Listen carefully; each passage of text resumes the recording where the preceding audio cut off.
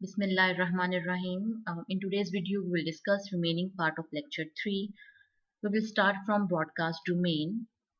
सबसे पहले हम देखते हैं कि broadcast domain होती क्या है. For example, हमारे पास switch हैं, 2 different switches हैं और वो आपस में connected हैं और each switch के साथ 5 और 7 other devices और computers connected हैं. और अगर एक कंप्यूटर अपना डेटा दूसरे कंप्यूटर को दूसरे कंप्यूटर को सेंड करना चाह रहा है जो कि उस स्विच के ऊपर कनेक्टेड है, तो हमें पता है कि स्विच सबसे पहले क्या करता है, स्टार्ट में वो मैसेजेस को फ्लड करता है, ब्रॉडकास्ट करता है, क्योंकि उसके पास कोई टेबल नहीं बना हुआ होता. तो वो पहला स्टेप स्विच का क्या होता है कि वो सारी ब्रॉडकास्टिंग करता है, ब्रॉडकास्ट करता है. सो अगर एक कंप्यूटर ने डाटा सेंड किया और वो स्विच को सेंड हुआ और स्विच ने वो आगे ब्रॉडकास्ट किया सबको, तो जिसने सेंड किया और जिसने रिसीव किया वो दोनों सेम सेट के अंदर हैं, तो हम कहते हैं कि वो पूरा आपके पास एक ब्रॉडकास्ट डोमेन बन जाएगी. Set of devices that receive a broadcast sent by any one of the devices in the same set is called a broadcast domain. Switch जो है वो सिंपली फॉरवर्ड करता है all broadcast out all interfaces. Switch जो है अपनी जिस interface से उसने डाटा रिसीव किया है, except the interface on which it receive the frame, बाकी सब इंटरफेसेस पे वो फॉरवर्ड करता है मैसेज को. As a result, all the interfaces on an individual switch are in the same broadcast domain. So हम कहते हैं कि that means कि जो interfaces आपके पास switch के ऊपर होती हैं वो सारी एक broadcast domain बनाती हैं. If the switch connects to other switches and hubs, जैसे मैंने अभी आपको example the, the interfaces on those switches and hubs are also in the same broadcast domain. क्योंकि अगर वो डाटा किसी एक सिस्टम ने स्विच को भेजा है तो स्विच वो ब्रॉडकास्ट करेगा, और जो दूसरा स्विच है वो भी स्विच ही किसी पोर्ट के साथ कनेक्टेड है, तो वो मैसेज उसके पास भी जाएगा और फिर आगे बाकी डिवाइसेस को भी ब्रॉडकास्ट कर देगा. हम ब्रॉडकास्ट एंड कोलिजन डोमेन को एक एग्जांपल से देखते हैं. जैसे कि पहले कोलिजन डोमेन को हम डिस्कस कर चुके हैं. हमने कहा था कि जो हब है उसकी एक कोलिजन डोमेन होती है. स्विच एंड राउटर की जितनी इंटरफेसेस होंगी उतनी वो कोलिजन डोमेन्स बनाएंगे. ब्रॉडकास्ट डोमेन में जब एक डिवाइस किसी दूसरे डिवाइस को डेटा सेंड करता है और वो दोनों डिवाइसेस सेम सेट में होते हैं, तो वो मैसेज आपका ब्रॉडकास्ट हो रहा है. तो हम पूरी उस चीज को कहते हैं कि सारी इंटरफेसेस को कहते हैं कि वो एक आपके पास ब्रॉडकास्ट में आ रही हैं, वो आपकी ब्रॉडकास्ट डोमेन बनाती हैं. जैसे इस एग्जांपल से देखें, यहाँ पे आपके पास हब है, स्विच है, राउटर है, हब है, ये ब्रिज है. Bridge basically just like same like switch होता है. मल्टीपोर्ट स्विच को हम मल्टीपोर्ट ब्रिज भी कहते हैं. This is bridge, switch, router, hub. अब इनकी पहले कोलिजन डोमेन देखते हैं.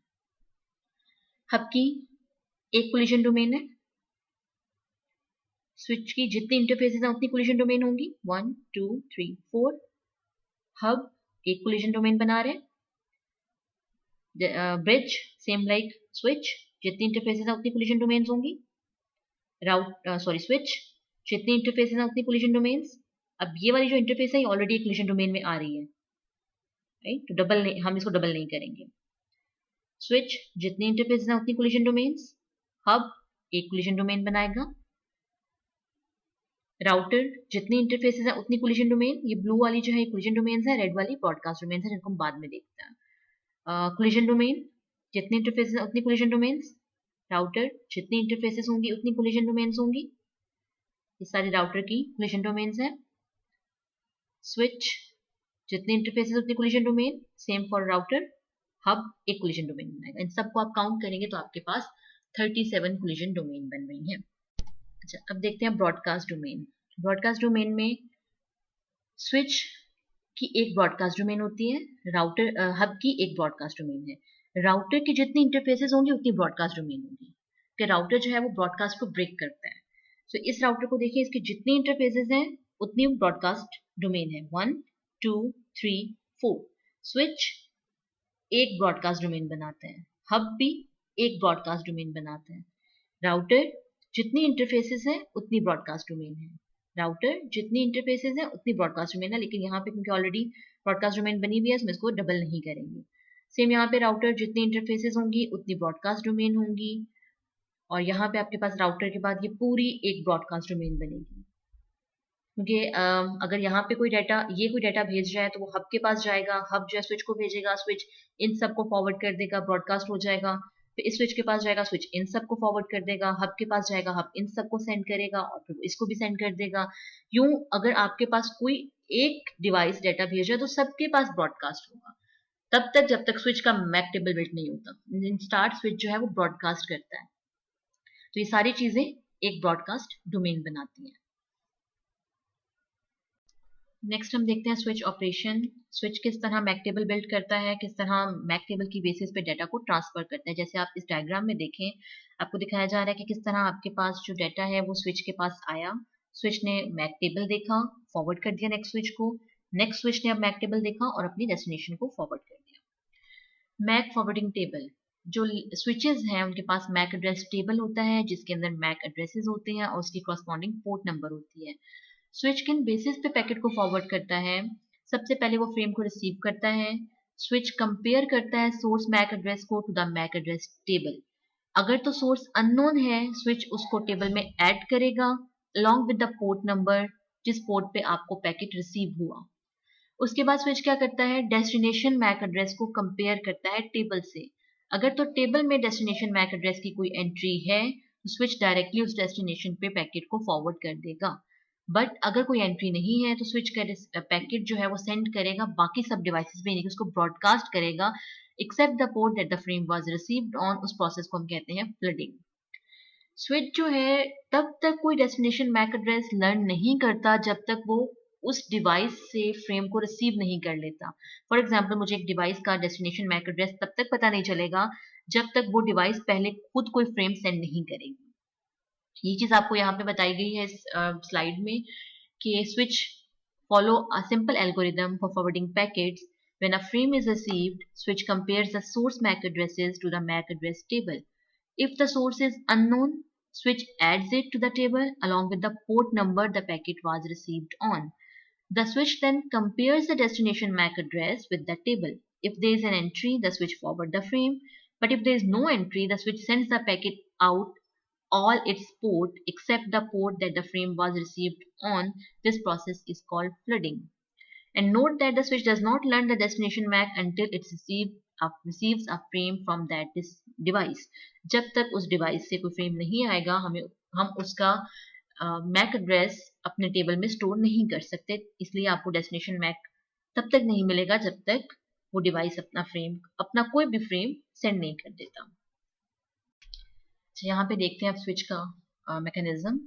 आपका टेबल देखें बिल्कुल एम्प्टी है। सबसे पहले क्या है, Ethernet frame from A, source MAC आपका ए है और डेस्टिनेशन मैक बी है, यानी कि ए ने डाटा सेंड करना है बी को। क्या होगा, अब ए ने डाटा सेंड किया, स्विच के पास गया, स्विच एग्जामिन करेगा फ्रेम को और एंट्री कर देगा अपने फॉरवर्डिंग अपने मैक टेबल के अंदर। क्या एंट्री की उसने, पोर्ट नंबर 1, क्योंकि 1 पे उसने रिसीव किया है मैक एड्रेस ए। अब क्या करेगा, डेस्टिनेशन एड्रेस चेक करेगा टेबल के अंदर, बी है, उसको कहीं नहीं मिलेगा, तो क्या कर देगा, फ्लड कर देगा, दोनों को सेंड कर देगा। ओके, नेक्स्ट बी से जाना है, डेस्टिनेशन अब ए है। नाउ बी से सेंड हुआ, राइट। अब क्या होगा, उसने टेबल के अंदर एंट्री की, दोबारा से एग्जामिन किया फ्रेम को, उसने टेबल में एंट्री की, यहाँ पे 4 नहीं आना, यहाँ पे 2 आना है। ये 4 गलत लिखा हुआ है, आप इसको करेक्ट कर लीजिएगा, यहाँ पे 2 आएगा क्योंकि 2 पोर्ट पे वो रिसीव कर रहे हैं। ओके, अब उसने टेबल में देखना है कि डेस्टिनेशन एड्रेस ए उसको टेबल में मिल रही है, फॉरवर्डिंग टेबल के पास ऑलरेडी हैज एंट्री ऑफ ए, तो स्विच अब फ्लड नहीं करेगा, वो डायरेक्टली 1 से आउट कर देगा ए को। उसको पता है 1 पोर्ट से आउट होगा तो ए मैक एड्रेस के पास जाएगा, तो उसको आउट कर देगा। Next, source MAC B, destination MAC C. अच्छा, आप देखते हैं बी से आ रहा है आपका, ओके, एग्जामिन किया फ्रेम, एंट्री ऑलरेडी अवेलेबल है, तो दोबारा से एंट्री नहीं होगी। डेस्टिनेशन एड्रेस फॉर सी वो टेबल में नहीं है, नेटवर्क उसने क्या करना है, फ्रेम को फ्लड करना है, flood the network, right, broadcast कर दिया। ओके, नेक्स्ट आपके पास है सी, सोर्स है, डेस्टिनेशन बी है, तो सी से आपने सेंड किया, अब आपको एंट्री करनी है टेबल के अंदर 3 एंड C। ओके, एंट्री हो गई। नाउ B पे जाएगा, टेबल के अंदर ऑलरेडी एंट्री अवेलेबल है तो डायरेक्टली B को सेंड हो जाएगा।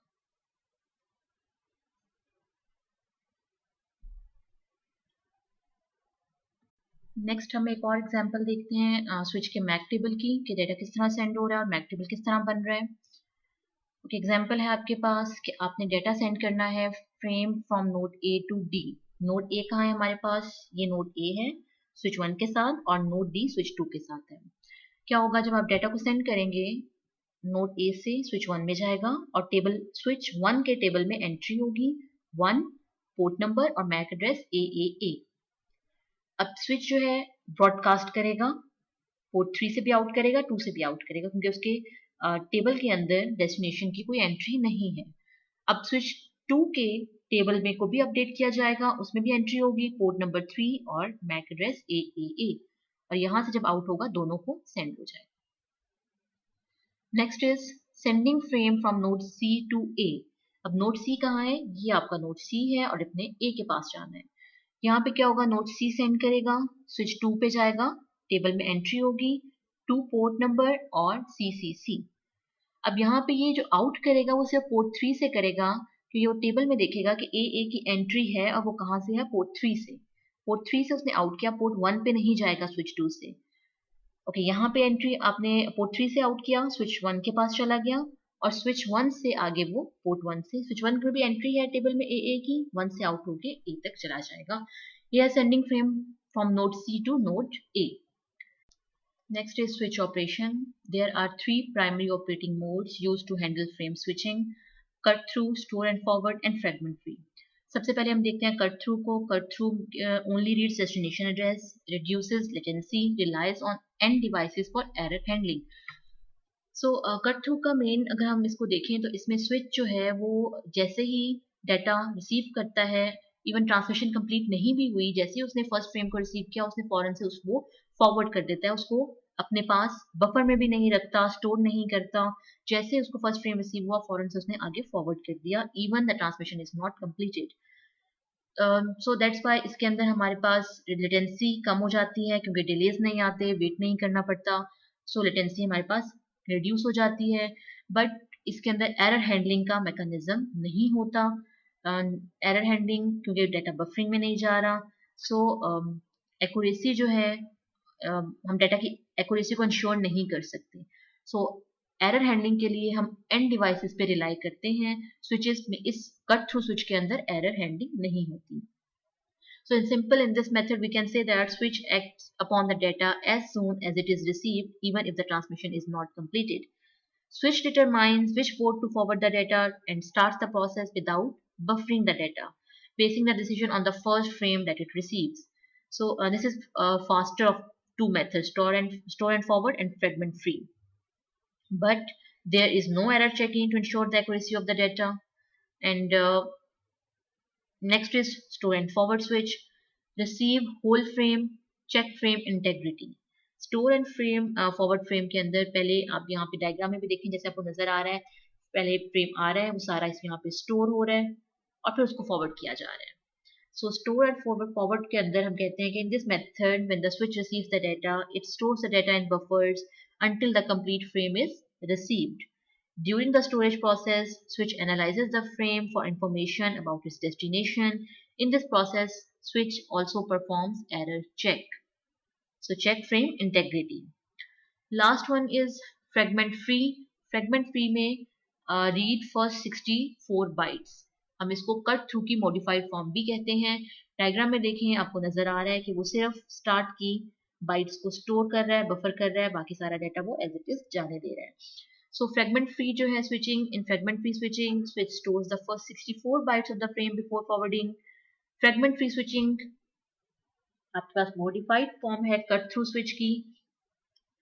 अच्छा, रीजन क्या है कि फ्रेगमेंट फ्री स्विचिंग जो है वो स्टोर करती है only the first 64 byte of the frame, क्योंकि most network errors and collisions occur करती हैं during the first 64 bytes. So fragment free switching tries to enhance cut through switching by performing a small error check on the first 64 bytes of the frame to ensure that a collision has not occurred before forwarding the frame. सो अगर इन switches में हम speed की बात करें तो speed के point से cut through जो है वो सबसे फास्ट है, बट अगर हम एक्यूरेसी की बात करें तो एक्यूरेसी के पॉइंट से कट थ्रू जो है वो सबसे लास्ट यानी कि थर्ड नंबर पे आता है। Next is another example off switch operation. Okay, यहाँ पे देखें, पहले सिर्फ हम इस डायग्राम को देखते हैं। अच्छा, यहाँ पे आपके पास डेटा जो है वो कहाँ से आ रहा है? Send to C. A send कर रहा है और उसने किसको सेंड करना है? सी को। ए ने डेटा सेंड किया, टेबल के अंदर ई नोट पोर्ट, उसके अगेंस्ट उसका मैक एड्रेस ए का वो स्टोर हो गया। अब उसके अंदर डेस्टिनेशन नहीं थी, सी का मैक एड्रेस नहीं था टेबल के अंदर, तो ई नॉट स्विच ने क्या किया? ब्रॉडकास्ट कर दिया, सबको सेंड कर दिया। अब इस डायग्राम को देखें, यहाँ पे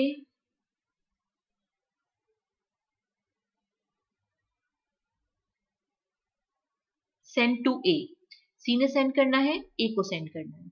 अब यहाँ पे आप देखें, टेबल के अंदर कुछ एंटिटीज पहले से पड़ी हुई है, कुछ एंट्रीज हैं वहां पे।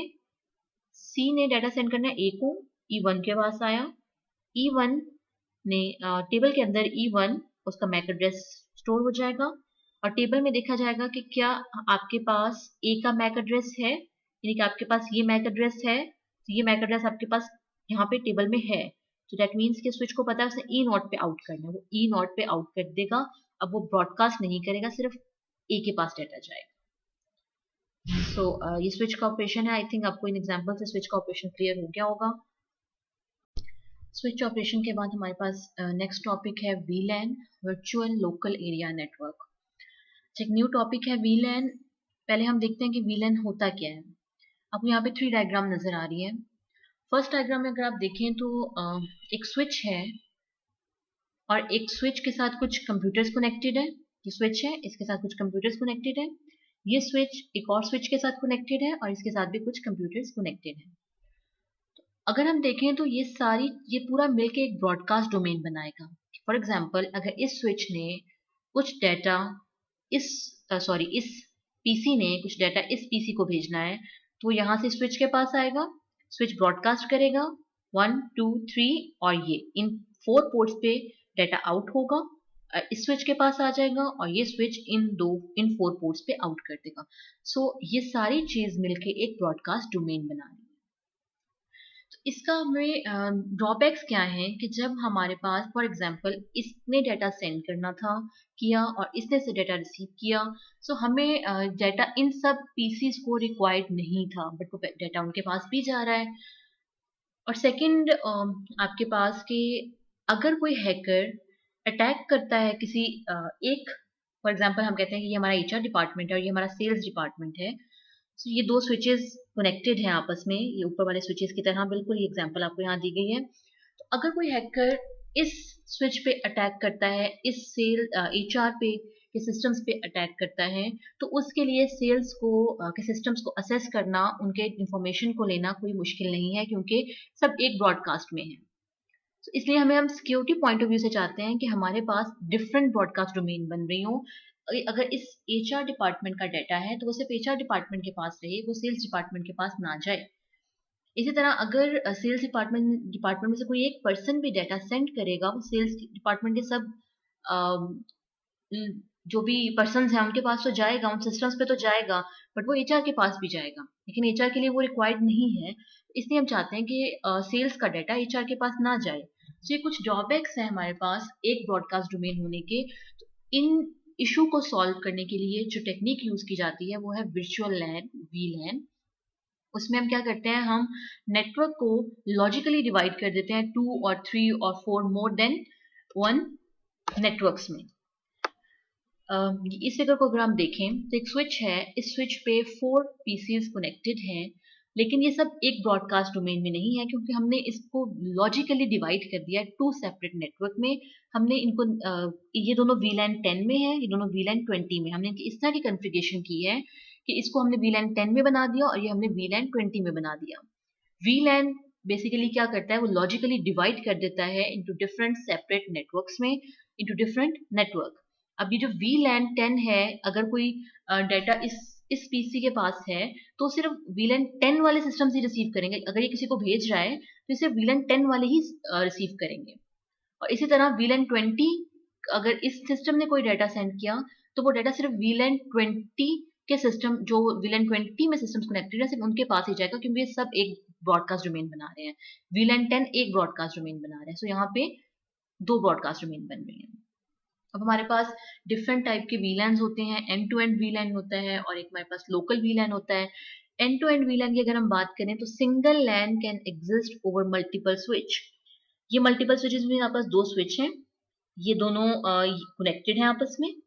इसके ऊपर VLAN 10 है, VLAN 20 है, यानी कि यहाँ पे 2 ब्रॉडकास्ट डोमेन बन रही है। यहाँ पे भी VLAN 10 है और 20 है। सो ये वाला VLAN 10, अगर इसने कोई डाटा भेजा है इसको, तो वो इस VLAN 10 वाले सिस्टम्स को भी रिसीव करेंगे। ये same VLAN can communicate each other. So ये VLAN 10 इस VLAN 10 से कम्युनिकेट कर सकते हैं, जबकि ये VLAN 10 इस VLAN 20 से कम्युनिकेट नहीं कर सकते। So, जब VLAN 10 से कम्युनिकेट कर सकते हैं, आप उसको कहते हैं एंड टू एंड VLAN है। A single VLAN can exist over multiple switch. But ये VLAN 10 इस VLAN 20 से, VLAN 20 इस VLAN 10 से कम्युनिकेट नहीं कर सकता। That is called local VLAN। Virtual LAN concepts. LAN includes all devices in the same broadcast domain। जैसे मैंने आपको पहले एग्जांपल बताई कि सारे डिवाइसेस जो हैं वो एक ब्रॉडकास्ट डोमेन में आ रहे थे। स्विच के साथ डिफरेंट पीसीज कनेक्टेड थे, स्विच के साथ एक और स्विच कनेक्टेड था, वो सब मिलके एक ब्रॉडकास्ट डोमेन बना रहे थे। Without VLANs, a switch consider all its interfaces to be in the same broadcast domain। अब यहाँ पे देखिए इस स्विच के जितने इंटरफेसेस हैं वो सेम ब्रॉडकास्ट डोमेन में है विदाउट VLAN। इस स्विच की ये ब्रॉडकास्ट डोमेन है, इसी तरह ये स्विच है, इसकी सारी इंटरफेसेस एक ब्रॉडकास्ट डोमेन बना रही है without VLANs। Creating 2 broadcast domain with 2 physical switches and no VLANs। यहाँ पे 2 ब्रॉडकास्ट डोमेन है विद 2 फिजिकल स्विचेस, और लेकिन यहाँ पे VLAN यूज नहीं हुआ। अब विद VLAN क्या होता है? With VLANs a switch can configure some interfaces into one broadcast domain and some into another, creating multiple broadcast domain। अब ये एक स्विच है, इसने ये वाली 2 पोर्ट्स जो है इन पे VLAN 1 कॉन्फ़िगर कर दिया और इन 2 पोर्ट्स पे VLAN 2 कॉन्फ़िगर कर दिया। अब एक ही स्विच को हम मल्टीपल ब्रॉडकास्ट डोमेन के लिए यूज कर सकते हैं।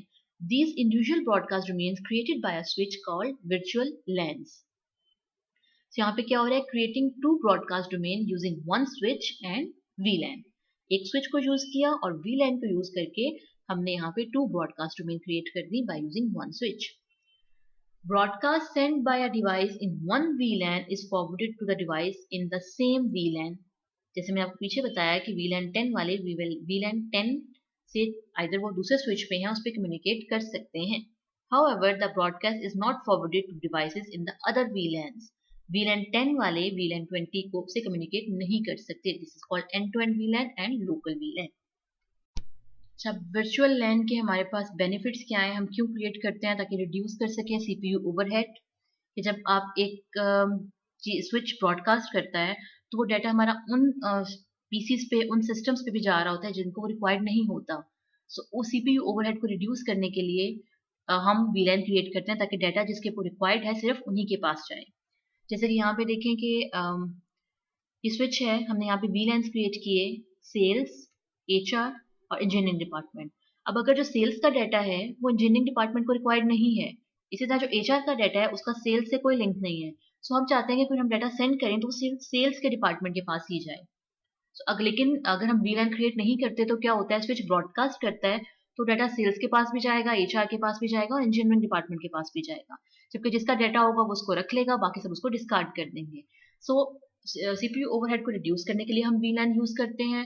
सिक्योरिटी रिस्क को रिड्यूस करने के लिए, जैसे मैंने पहले बात की कि अगर कोई हैकर जो है वो अटैक करता है नेटवर्क पे और वो डाटा लेना चाह रहा है तो उसके लिए इजी है कि वो अगर हमने VLAN यूज नहीं किया हुआ तो सबका डाटा वो इजीली अटैक कर सकता है। सो हमें सिक्योरिटी को इम्प्रूव करने के लिए हम VLANs क्रिएट करते हैं। और create more flexible network design, हमें पता है कि हमारा सेल्स का डिपार्टमेंट है, HR का डिपार्टमेंट, सो एक फ्लेक्सिबल नेटवर्क डिजाइन हमारे सामने आ जाता है। हम ग्रुप यूजर्स बाय डिपार्टमेंट और डिफरेंट वर्क ग्रुप्स पे हम उनको VLANs में असाइन कर देते हैं। यहाँ पे देखें अभी एक स्विच है, इसमें switch A green VLAN, red VLAN, black VLAN। और अगर अनदर स्विच यहाँ पे है उस पर भी इसी तरह वीलैंस बने हुए हैं, तो रेड वाला रेड से कम्युनिकेट कर सकता है, ग्रीन वाला ग्रीन से कम्युनिकेट कर सकता है। जैसे आपको एक डायग्राम दिखाई गई है कि वीलैन को इसके से हम सेपरेट करते हैं। बाय डिफॉल्ट स्विच के ऊपर वीलैन 1 कॉन्फ़िगर होता है, सब पोर्ट्स पे वीलैन 1 कॉन्फ़िगर होता है। सो जब हमें चेंज करना होता है तो हम उसकी कॉन्फ़िगरेशन को चेंज करते हैं, सो वीलैन 10 20 कुछ भी बना सकते हैं। ओके, यहाँ पे सेम दो स्विचेस कनेक्टेड हैं, सो रेड वीलैन ब्लैक वीलैन से कम्युनिकेट कर सकता है, ग्रीन वीलैन से कम्युनिकेट कर सकता है। और दरम्यान में जो चीज आपको शो की गई है इसको हम कहते हैं ट्रंकिंग। आगे जाके देखते हैं ट्रंकिंग क्या होती है। VLAN trunking. When using VLANs in network that have multiple interconnected switches, switch need to use VLAN trunking on the links between the switches. यहाँ पे हमें स्विच के दरम्यान में एक लिंक चाहिए होता है जिसको हम कहते हैं वो ट्रंक है, VLAN ट्रंकिंग। और ट्रंकिंग पे स्विच को ट्रंकिंग हम यूज करते हैं, या आप कह सकते हो VLAN trunking causes the switch to use a process called VLAN tagging, जिसमें हम क्या करते हैं जब हम डाटा सेंड कर रहे होते हैं स्विच क्या करता है वो ऐड करता है एक और हेडर अटैच कर देता है फ्रेम के साथ before sending it over the trunk. अब जब इस स्विच ने डाटा सेंड करना है तो इस ट्रंक पे डाटा सेंड करने से पहले साथ में एक हेडर और अटैच कर देगा। This extra trunking header includes VLAN identifier, जिसको हम कहते हैं VLAN ID फील्ड। उससे क्या होता है कि जो सेंडिंग स्विच है that can associate the frame with a particular VLAN ID and the receiving switch can then know in what VLAN each frame belongs। हमने जो डाटा के साथ अगर हमने VLAN 10 अटैच कर दिया या VLAN 20 अटैच कर दिया, तो जो सेंडर साइड है, सेंडर स्विच जो है वो बता रहा है कि किस पर्टिकुलर VLAN से बिलोंग कर रहा है, और रिसीवर साइड को भी पता चल जाएगा कि डाटा जो है वो आपका किस VLAN से बिलोंग करेगा। सो ये आपको बताया जा रहा है मल्टी स्विच है VLAN, यहाँ पे ट्रंकिंग नहीं हो रही, विदाउट ट्रंकिंग है, और ये आपके मल्टी स्विच VLAN है विद ट्रंकिंग। ये एक पाथ है जिसको हम कह रहे हैं ट्रंकिंग, और इस ट्रंकिंग के ऊपर हम टैगिंग करते हैं। टैगिंग के अंदर क्या होता है कि सेंडर रिसीव कंप्यूटर जो है, स्विच जो है वो जब डाटा सेंड करता है तो उसके साथ एक हेडर अटैच कर देता है, उस हेडर के अंदर जो इन्फॉर्मेशन होती है वो VLAN ID अटैच करके हम सेंड करते हैं, तो उसको हम कहते हैं टैगिंग। क्योंकि इस स्लाइड में हम देखें तो हमें एक टैगिंग का कॉन्सेप्ट शो किया गया है। यहाँ पे दो स्विचेस हैं और VLAN यूज हुआ है। VLAN trunking between two switches आपको दिखाई गई है, और यहाँ पे ये डाटा है, इसके साथ हेडर अटैच है।